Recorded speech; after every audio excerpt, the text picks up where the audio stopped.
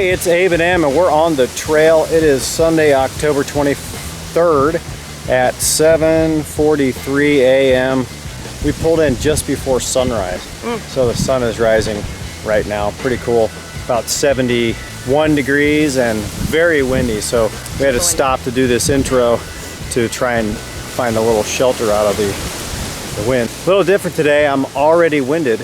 We have packs. It's October. Look at that.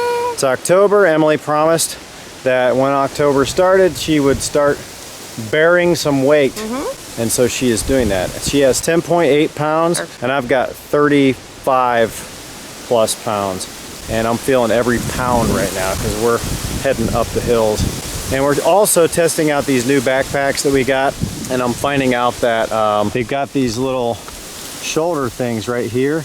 And I'm finding that when I when I put my head up, it actually digs into my neck. Not really liking that. I might have to modify that or go with something else, because with a heavy weight pack, this isn't gonna work. Yeah. Okay, let's hit the trails.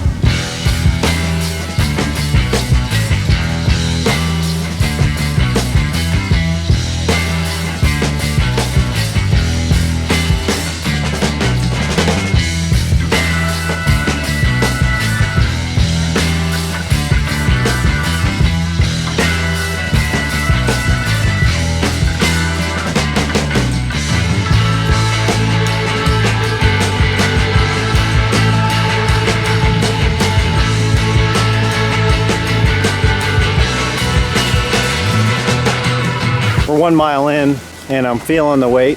Emily, you feeling the weight? Yes. And I can tell already that this configuration of backpack isn't gonna work without some sort of modification. It's pushing against the back of my neck. Really not gonna work for boundary waters or anything else for that matter. So I'll have to either take this thing back or do a modification on it. But I'm feeling it though. I've been going up and down a few hills, not too bad, but I'm definitely feeling the extra weight.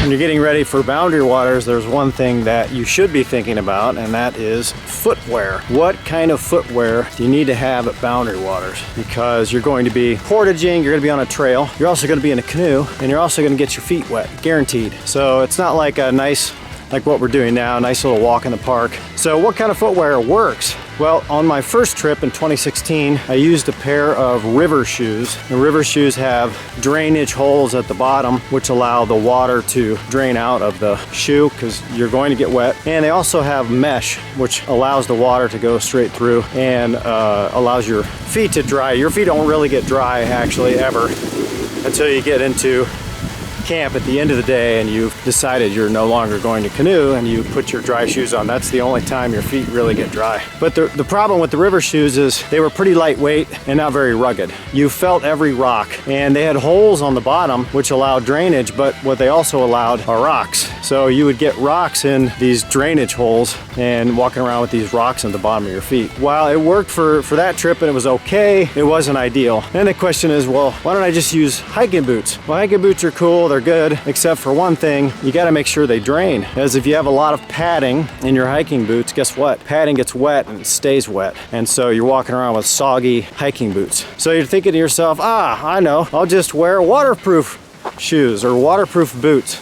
That will eliminate the problem, except that you do a lot of entries. In fact, probably your very first, depending on where you drop off, your very first thing you do is going to be sloshing right into the water, and more than likely you're going to be going into a deep enough body of water where the water is going to go over the top of your boots or your shoes, eliminating the benefit that you get of the waterproof characteristic of the shoe. So it will go into your boot and it will stay there, and you will be walking around with a bucket of lake water. So that's not fun. So what I found is that using a trail shoe, like a trail running shoe, seems to be pretty much the best option that I can find, and for two reasons. Number one, it will allow the water in, but it will also allow the water out.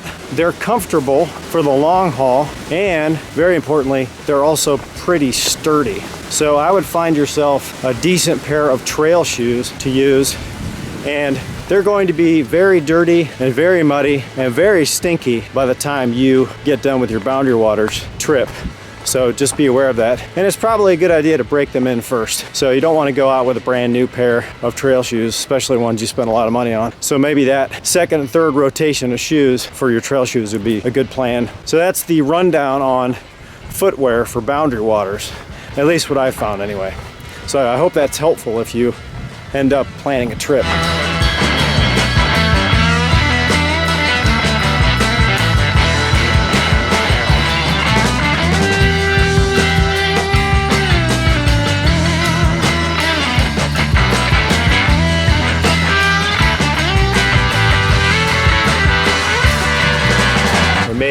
We made it 2.2 miles, something like that, in about 51 minutes or so. And I was feeling the weight, Em. How about you?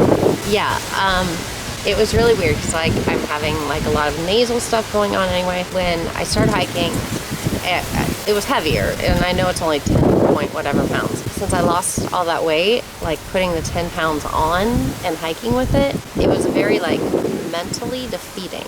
Like I felt like because before I was like whipping through those trails up there. I was going like 3 miles an hour, and then I felt so slow and just bulky again. I felt like I had to look down the whole time to see where I was walking. I felt unbalanced. I felt large again, and I didn't like it. So then that whole thing, and I don't know if anybody else gets it, but the whole idea of like you're larger, you're depressed, life sucks. So my head started spiraling down. Like it was like crazy out there. So I didn't talk to Avery the whole time. There's a lot going on. And I was just like trying to fight it, and knowing that I could take the backpack off and I wouldn't have that weight. But then I was like, well, I have to add 35 more pounds of this, and so how am I going to change my brain waves? So I have a lot of thinking to do to how I'm going to have to like fight this. It's a whole new thing, loading up and putting a pack on. It was heavier, but it was more mentally like, like what the heck? So I started getting like super depressed and like, I can't do this. There's no way. I'm going to become large again. And then it was a spiral. So that's what I did for the last hour. That's a lot going on back there.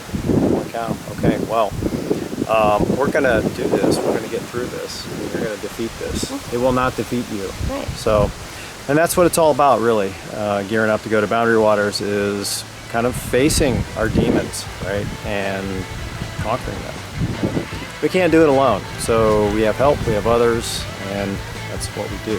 It's a team effort. And I think that's a wrap for this vlog entry. Thanks for joining us. And don't forget, if you would please, to like and subscribe to the David Adventures channel. Why? Because every day is an adventure.